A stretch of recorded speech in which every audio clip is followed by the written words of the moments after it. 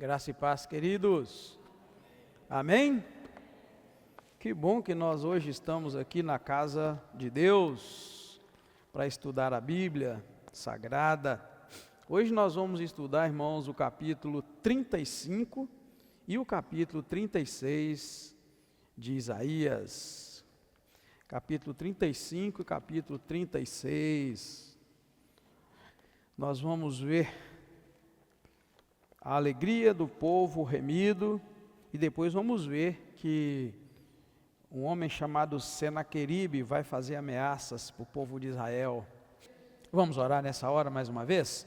Bendito Deus, eterno Pai, obrigado, Senhor, pelo privilégio da igreja estar reunida nesta noite, para juntos nós estudarmos a Tua Palavra. Pedimos ao Teu Espírito Santo que fale conosco e nos ajude, Pai, a sair daqui edificados, mais uma vez, pelo ensinamento da Tua Palavra. Prepara o nosso coração para nos encontrarmos com o Senhor, e enquanto isso nós pedimos, Senhor, nos ajuda e nos fortaleça, em nome do Senhor Jesus Cristo. Amém.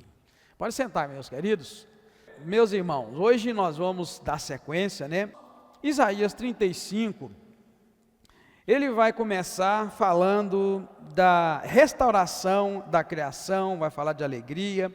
Então este capítulo ele vai começar com Isaías mostrando para o povo de Judá uma visão de transformação e de renovação da natureza. Chega a dizer que até o deserto e a terra seca iam se alegrar e florescer. Onde não tinha água, ia virar um lago, ia virar lagoa. E isto, irmãos, aqui, na verdade, é uma imagem de renovação, simbolizando que Deus ia restaurar o povo dele. Depois de Deus ter feito o povo sofrer, agora nós estamos vendo Deus falando, de restaurar o povo de Judá, restaurar a nação outra vez, Aqui está mostrando para nós que a presença de Deus vai trazer cura e vai trazer renovação. Os olhos dos cegos vão ser abertos, os ouvidos dos surdos ouvirão, os coxos vão saltar, os mudos vão cantar, e a natureza toda vai florescer. Obrigadão, viu, irmão Anderson? E a natureza toda vai florescer. Isso aqui é uma visão, de Deus, mostrando através de Isaías, mostrando para Israel, para Judá, que Deus estava atento ao seu sofrimento e que haveria um tempo de grande vitória, de grande graça. Olha como é que vai dizer, o versículo 1: o deserto e os lugares secos se alegrarão, abundantemente florescerá, exultará a alegria. E o versículo 5 fala assim: então os olhos dos cegos se abrirão e os ouvidos dos surdos destamparão. Então os coxos soltarão como o cervo e a língua dos mudos cantará. As águas arrebentarão no deserto e ribeiros no ermo. Então uma palavra de uma mudança, irmãos? Aquilo que era seco, que era triste, que era sem vida, a presença de Deus ia trazer vida para aquele lugar. Assim funciona a nossa vida, irmãos. Quando nós estamos distante de Deus, nossa vida é seca, é vazia, é triste, é desanimada, não tem ânimo, não tem alegria. Mas quando nós estamos na presença de Deus, há vida, e há abundância de vida. Por isso nós precisamos, de Deus na nossa vida o tempo todo, Isso aí, até o versículo 7 nós vamos encontrar. Verso 7 então vai dizer assim, olha: a terra seca se transformará em lagos, e a terra sedenta em mananciais de águas. Nas habitações em que viviam os chacais, crescerá erva, canas e juncos. Tamanha, a prosperidade que Deus ia trazer para aquele povo até então abandonado. E aí o versículo 8 e 10, encerrando o capítulo 35, vai mostrar para nós o que? Isaías descrevendo uma estrada chamada caminho da santidade. E olha bem que na minha Bíblia, e na sua também deve estar aí, essa palavra bem destacada, bem destacada para nós. Olha, ali haverá uma estrada e ela se chamará caminho da santidade. Está em letra maiúscula, porque está dizendo que é nome próprio, Deus então quis chamar aquela estrada de caminho de santidade, onde os remidos do Senhor vão andar nela. Este caminho é reservado para os justos, onde não haverá perigo ou maldade. Os resgatados do Senhor tornarão a Sião com cânticos de alegria, e a tristeza e o suspiro fugirão. sendo substituído por alegria eterna. Olha que coisa mais bonita, né, irmãos? Olha, verso 8 ao 10. E ali haverá uma estrada, e ela se chamará caminho de santidade. O imundo não passará por ela, ela será para aqueles que andam pelo caminho, e a palavra caminho está em letra maiúscula, e os loucos ímpios não passarão por ela. Olha bem, e aquela estrada será para aqueles que andam pelo caminho. E lembra que Jesus falou assim: eu sou o caminho, a verdade e a vida, e ninguém vem ao Pai senão por mim. Irmãos, o que é que esse capítulo 35, falando, né, de restauração, de lugar deserto, se tornar um lugar produtivo, e por fim falar que haveria ali uma estrada, e essa estrada se chamaria caminho de santidade, e que só os remidos, os redimidos de Deus iam passar por ela. Irmãos, é uma coisa muito séria a gente falar de salvação, de vida eterna e de vida depois da morte. A lição da semana que vem, de domingo, na verdade, na escola bíblica, vai falar da volta triunfal de Jesus. Tá? Quem já pegou a revista lá e já deu uma lida? Dá uma lida nela, que se você não leu ainda. Vai falar da volta de Jesus, né, a lição.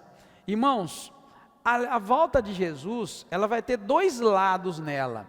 A volta de Jesus será um momento lindo, maravilhoso e glorioso para os redimidos, para os salvos. Mas para quem não é salvo, será um dia muito ruim, será um dia de dor, um dia de lamento, né? Tanto que Jesus chegou a dizer em Mateus 24, né, falando do princípio das dores, ele contando quanto sofrimento que haveria. E o próprio Jesus vai dizer para nós, né, em Mateus 24, que o Senhor, naquele dia, vai separar as ovelhas dos bodes. Lembra lá aquela passagem? Separar as ovelhas dos bodes. Vai chamar as ovelhas para ficar junto com ele, e os bodes vão ficar num outro lugar. O que isso quer dizer, irmãos? Quer dizer que espera a raça humana um julgamento final, né? E vai haver sim um lugar no qual vai passar só os justos, só os redimidos, só os servos de Deus. E aqui a gente vê isso muito claro, quando vai dizer, ali haverá uma estrada, e ela se chamará caminho da santidade. Olha bem, o imundo não passará por ela, será para aqueles que andam pelo caminho, os loucos e os ímpios não passarão por ela. Tá, irmãos? Existe uma cidade, existe um lugar, e Jesus disse que eu vou preparar-vos lugar. Lembra lá Jesus dizendo: não se turbe o vosso coração, credes em Deus, crede também em mim. Na casa de meu pai há muitas moradas. Se não fosse assim, eu teria falado para vocês. E ele fala: eu vou preparar lugar para vocês. Então Jesus, irmão, foi preparar um lugar para algumas pessoas morarem com ele.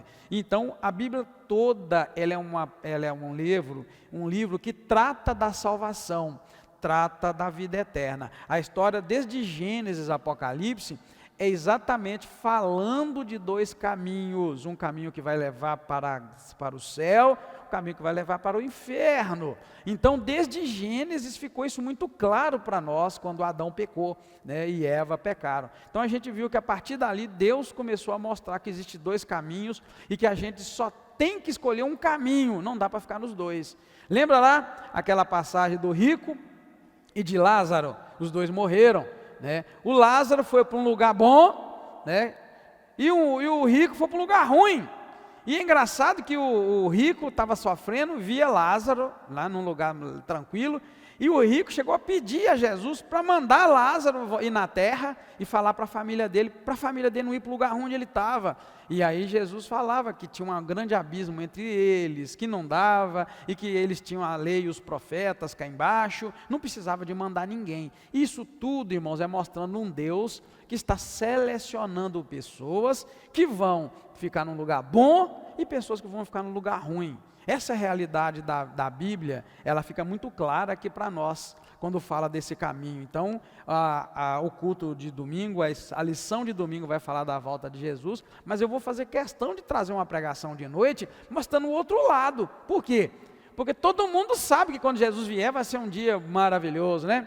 A gente até canta o hino, ó que dia faustoso esse dia há de ser, quando o som da trombeta ecoar, quando Cristo nas nuvens tiver que descer.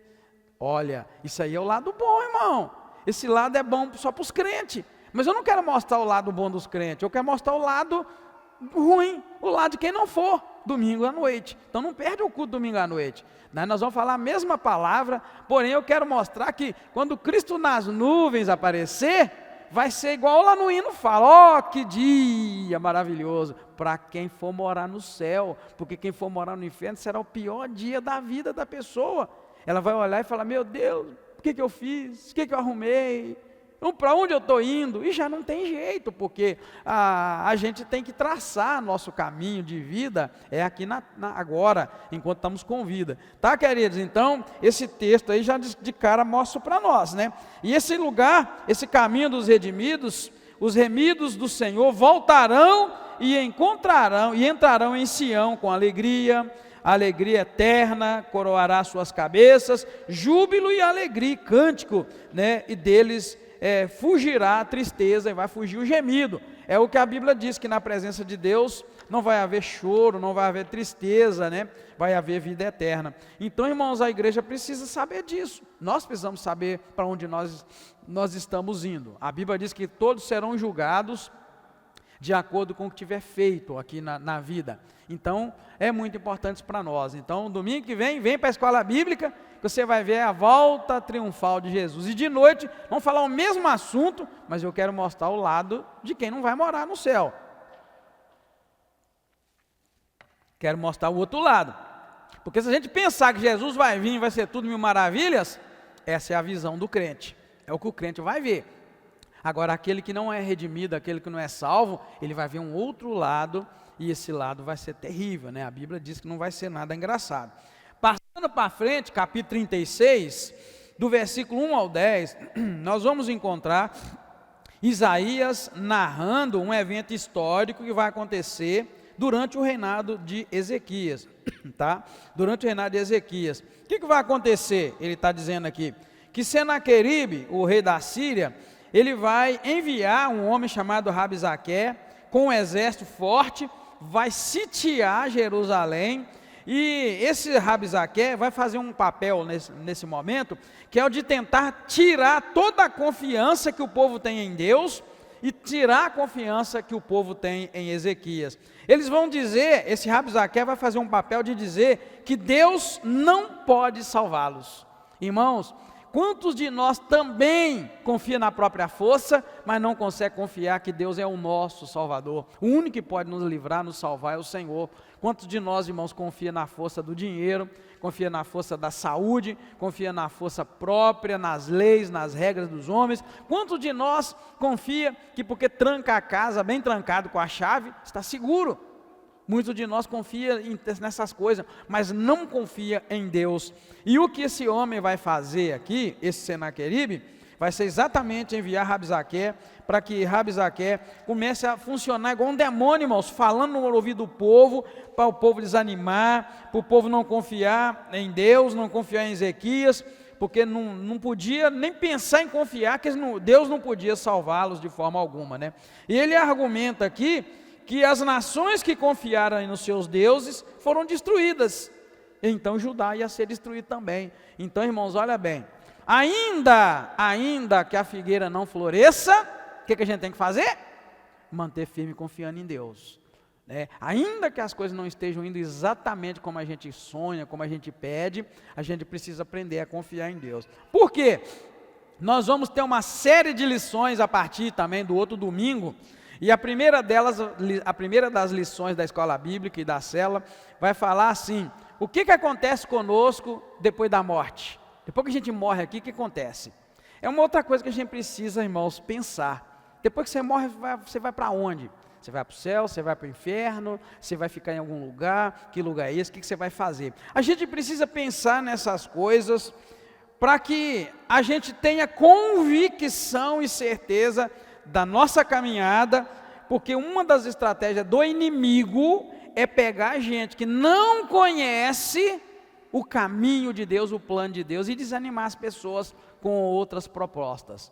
Então, quando aqui esse Rabi Zaqueu chega e faz um papel literalmente de demônio, dizendo para o povo, vocês não vão conseguir, não adianta confiar no Deus de vocês, não adianta confiar em Ezequias, não confie, porque todos que confiaram nos seus deuses, nós derrotamos e nós vamos derrotar também vocês. Então, irmãos, quando a gente não tem experiência com Deus, a gente vira um alvo falso, fácil. Se você não tem experiência com Deus, pode vir qualquer um outro e começar a encher sua cabeça de ideias e você vai acreditar. Então, por isso que nós vamos ter essas lições e nós vamos falar sobre isso. O que acontece com a gente depois da morte? Hein? Você já parou para pensar o que acontece? A Bíblia fala, então nós vamos mostrar de acordo com a Bíblia Sagrada, para que você esteja firme, forte, preparado para o dia bom e preparado para o dia mal. E a última lição da outra série vai ser sobre o dinheiro. O que tem a ver dinheiro, né? A gente precisa saber, irmão, dinheiro é importante, não é? Dinheiro é importante para a gente ou não? Por quê? Porque muitos de nós, irmãos, o Deus é o dinheiro. Muitos de nós só fala de dinheiro, só pensa em dinheiro, parece que dinheiro é tudo. Dinheiro é um aspecto da vida e ele é importante, a gente precisa de dinheiro. Mas muitos confiam no dinheiro, confiam que o dinheiro pode comprar a consulta, pode comprar o remédio, pode comprar a cirurgia, pode comprar a cura. E vai haver um momento que o teu dinheiro não vai te ajudar em nada. E aí, se a tua confiança estiver no dinheiro, hein? Se ela estiver no dinheiro, não digo que o dinheiro faltar, e aí, já era? Já não existe mais Deus? Então a gente vai tratar desses assuntos. Por quê? Porque eu vejo uma coisa muito séria nesse capítulo 35, que é exatamente, aliás 36, é exatamente a questão de esse homem, Rabi Zaqueu, chegar e dizer para o povo, não confie em Deus, porque Deus não vai livrar você das nossas mãos. Fala mais, não confia nas nações, porque elas não vão poder livrar vocês. E se de repente você estiver numa situação onde a tua força e a tua ajuda não puder fazer nada? É o que aconteceu aqui. Não confia no Egito porque não pode te ajudar. Não confia nas nações porque não pode te ajudar. E o cara ainda fala mais, não confia em Deus, porque se vocês confiar, vocês vão perder. Porque Deus também não vai poder ajudar vocês. Irmãos, é uma afronta. E aí é um desafio espiritual. Porque é muito fácil você falar que serve a Deus quando está tudo bem. Você está com saúde, você tem dinheiro no banco, você tem emprego, está tudo correndo lá, né, normal. Mas aí que a gente vai precisar de fé, irmão, é quando as coisas começarem a sair do controle. Quando as coisas começarem a ficar difícil, é que a gente precisa de Deus. E aqui o desafio era esse, né? Eu nunca cheguei nesse ponto e espero nunca chegar, mas você já imaginou que é chegar num ponto da pessoa te dizer, não confia em Deus porque Deus não vai te ajudar? E nem confia nos médicos, nem advogado, não confia em ninguém porque ninguém vai poder te ajudar? É uma coisa muito séria, irmãos, tá? É o que estava acontecendo aqui. Vez por outra a gente nem precisa disso e a gente já fica meio abalado, né, irmãos? Vez por outra a nossa fé fica abalada, até por muito menos. Então essa palavra vem para nos orientar e nos ajudar a nos posicionar e confiar só em Deus e em ninguém mais. Amém, queridos? Aí depois, para encerrar, do versículo 11 ao 22, nós vamos encontrar a resposta de Ezequias e a resposta do povo. Lembra que o rei Senaqueribe mandou Rabi Zaqueu para ir lá e desafiar o povo de Judá, dizendo para não confia em Deus, não confia em rei, não confia em ninguém, porque nós estamos aqui para derrotar vocês, e nós vamos derrotar com muita força. E aí o que acontece? A Bíblia vai narrar que os oficiais de Ezequias, então vai pedir esse homem Rabi Zaqueu para falar numa linguagem que é aramaico, tá? Aramaico é uma das linguagens que o Velho Testamento foi escrito. Então o que ele pede? Fale aramaico, porque o povo está escutando você falar. Ele estava falando a linguagem dos judeus e o povo estava escutando. Então ele falou, fale aramaico para o povo não ouvir, irmãos, só para os oficiais ouvirem, mas o cara vai desobedecer, vai continuar falando na linguagem dos judeus.